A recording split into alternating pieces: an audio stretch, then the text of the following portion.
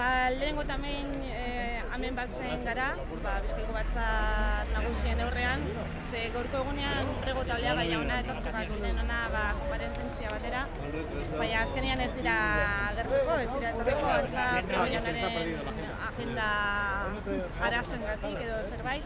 Badakigu antza arratsaldean garraio partzuergoarako batzar batera joango dela, baina pentsatzen dugu oporretan egungo daizela beste egunetan eta agenda erasoak edo dekazela.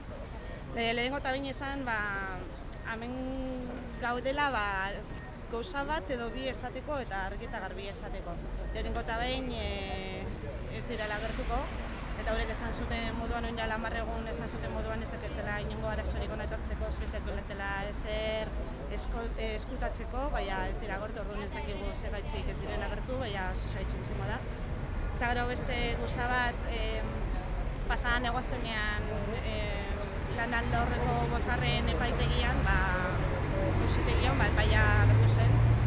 Bai Oleagak eta bai Pregok salatutako lehenengoko puntua dela eta arrazoia eman digu, nola ez. Eta beraientzako golpea izan dela argi eta garbi daukagu. Golpea izan da, bai, eta esan zuen bertan egunean, langileriari batako nota batean, esan zuen zelan lehenik eta beste harinen, gurekin batzar bat egingo zuela, arazoa behin-behinezko konponbidea emateko. Aste bete pasada eta honino ez digu ez da deitu ere egin, inolako batzarrerako, eta honek ez dakigu zenolako aurrera bidea izango duen, baina guretzat argi dago ez daukatela arazoa konpontzeko estura handirik. Eta gana eskatu egiten digute ez egiteko lan uste gehiagorik. Nala ez dago egingo lan uste gehiago, eta alde barean ez dute beste batzarrerako inolako intentziorik ikusten.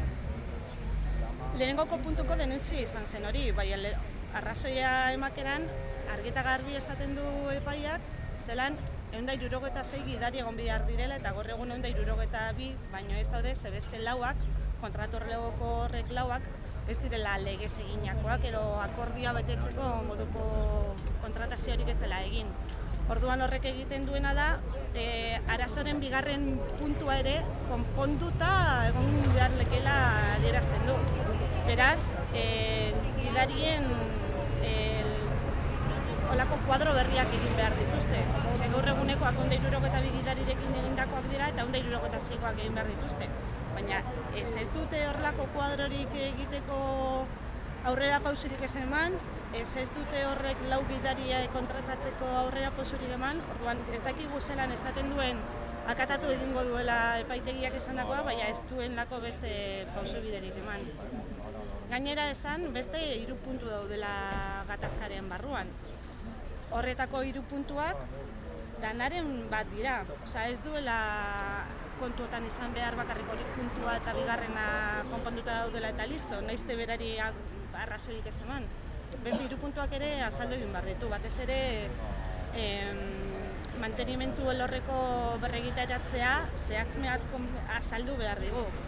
Orain hilabete, hien 15-erako edo esan zigun dana azalduta gongo zela, eta ganea konbentzituta gongo ginela gauza hona izango zela, eta gaur hilaren 3an oraindik ez digu ezer azaldu, beraz, ez dakigu zenolako konponbidea eman nahi diona gatazkari, eta ganera argi eta garbi erakusten du, zenolako errespetua dio mundu guztiari.